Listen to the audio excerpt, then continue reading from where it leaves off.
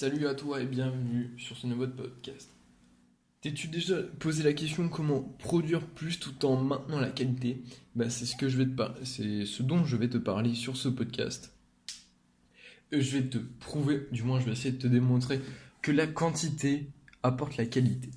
Premièrement parce qu'en faisant de la quantité, tu vas améliorer ton processus de création, tu vas créer beaucoup plus vite, tu vas savoir directement ce que tu as à faire.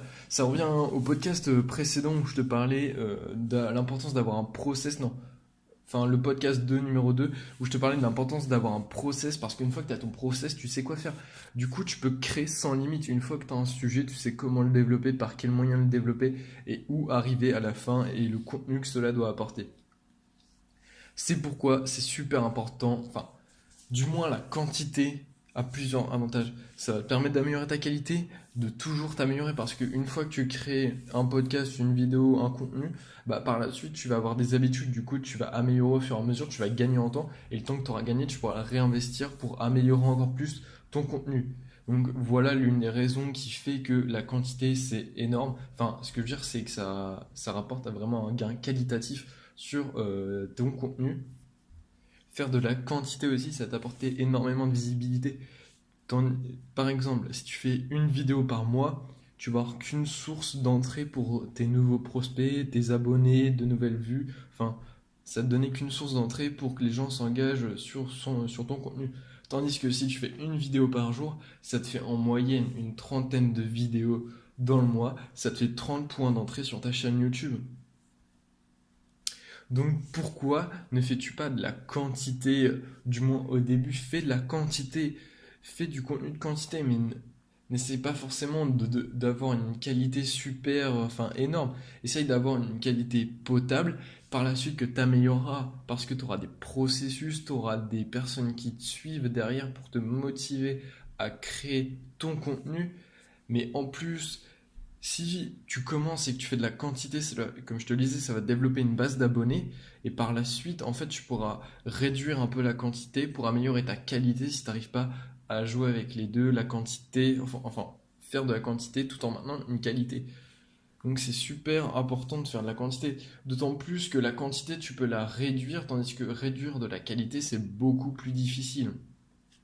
Tu peux passer, par exemple, de 30 vidéos par, 30, 30 vidéos par mois à 10 vidéos par mois. Les gens, ça va pas leur changer grand chose. Parce qu'à un moment, de toute façon, tu auras fait le tour de la thématique. Si dans la création de contenu, après, à moins que tu es sur quelque chose qui ne demande pas la création à proprement parler, je pense aux jeux vidéo, si tu fais du gaming, t'as pas besoin d'avoir de réel concept. Enfin, il y en a, mais en général, la majorité des gens n'ont pas de concept précis. Enfin, je ne veux pas m'aventurer sur une pente glissante.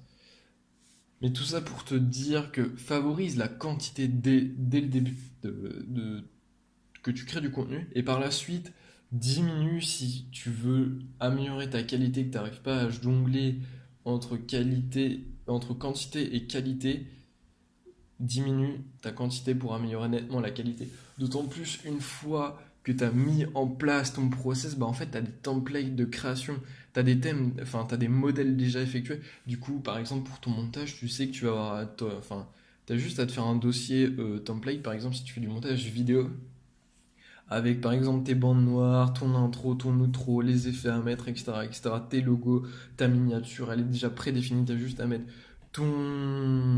ta miniature à proprement parler, on va dire l'image, la photo, puis tu as déjà le texte de prêt, le logo d'installer, enfin tu as déjà tout de prêt. C'est pour ça que, à mon sens, la quantité peut être viable, et enfin quantité et qualité c'est possible. C'est juste qu'il faut avoir de bons process pour maintenir cette qualité et il faut surtout pas baisser la qualité, mais il faut toujours aller chercher de plus en plus de qualité ou du moins de la maintenir.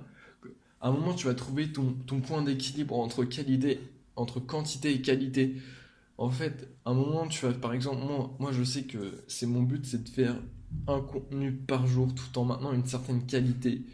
Je sais que ma qualité actuellement n'est pas top, mais je tends à l'améliorer pour vraiment que mon contenu soit vraiment d'une qualité, avec un minimum de qualité, enfin qui me convient à moi, et que je puisse produire en quantité que je veux, c'est-à-dire un contenu par jour. Du moins, c'est un objectif que je vais pas tarder à me fixer, enfin à me lancer un petit défi. D'ailleurs, je vais trop parler de l'importance de se lancer des défis dans un des prochains podcasts et pourquoi je vais essayer de me lancer des défis pour améliorer mes process, mais également me développer le mieux possible.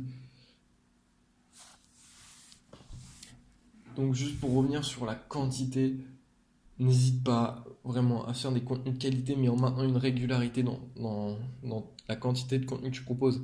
Par exemple, tu vas essayer de... Je vais parler en termes de vidéo ou de podcast. Par exemple, tu postes un podcast le soir, le lendemain, tu le postes le soir également, tu vas pas le poster. Enfin, en gros, le contenu que tu mets en place, essaye de le mettre toujours aux mêmes heures, aux mêmes jours, histoire que les gens ne soient pas perdus et que ce soit une habitude pour eux et qu'ils se sentent intégrés dans le contenu que tu fais et qu'ils sachent à telle heure, il y a tel podcast, telle vidéo de machin qui sort. Voilà. Donc c'est un petit podcast, j'espère que ça t'a plu. N'hésite pas, on va débattre dans les commentaires si t'es pas d'accord ou pas. Donne-moi tes arguments, j'y répondrai sans souci. Merci d'avoir écouté ce podcast et à la prochaine.